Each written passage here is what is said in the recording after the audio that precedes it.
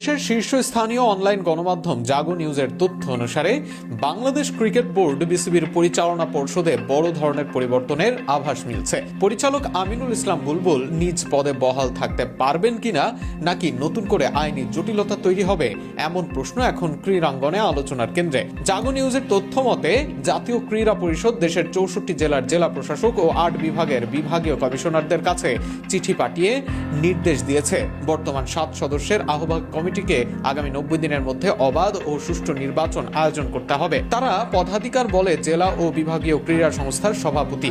অন্তর্বর্তীকালীন সময়ে গঠিত আহ্বায়ক কমিটিগুলোর 90 দিনের মেয়াদ বিসিবি নির্বাচনের আগে শেষ হয়ে যায়। পরে অন্তত একজন সদস্য পরিবর্তন করে নতুন কমিটি দেখে নির্বাচন আয়োজনের উদ্যোগ নেওয়া হয়। সেই পরিবর্তিত কমিটির সদস্য হিসেবে আমিনুল ইসলাম বুলবুল ঢাকা বিভাগ এবং নাজমুল আবেদিন ফাহিম ঢাকা জেলার কাউন্সিলর হয়ে বিসিবির পরিচালক নির্বাচিত হন। তবে ওই কমিটির মেয়াদও শেষ হওয়ায় তাদের বৈধতা নিয়ে প্রশ্ন ওঠে।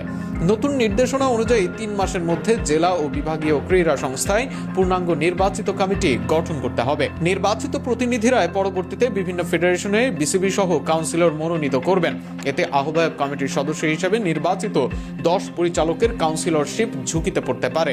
নতুন ক্রীড়া মন্ত্রী ও জাতীয় ক্রীড়া পরিষদের চেয়ারম্যান আমিনুল হক গণমাধ্যমকে বিষয়টি নিশ্চিত করেছেন। আদালতে করা রিটের স্থগিতাদেশ প্রত্যাহার হলে জেলা ও বিভাগ কোটা থেকে আসা পরিচালকদের কাউন্সিলরশিপ বাতিলের সম্ভাবনা রয়েছে। সব মিলিয়ে আসন্ন নির্বাচন বিসিবির পরিচালনা পর্ষদে বড় পরিবর্তনের ইঙ্গিত দিচ্ছে বলেই দাবি করছে জাগো নিউজ।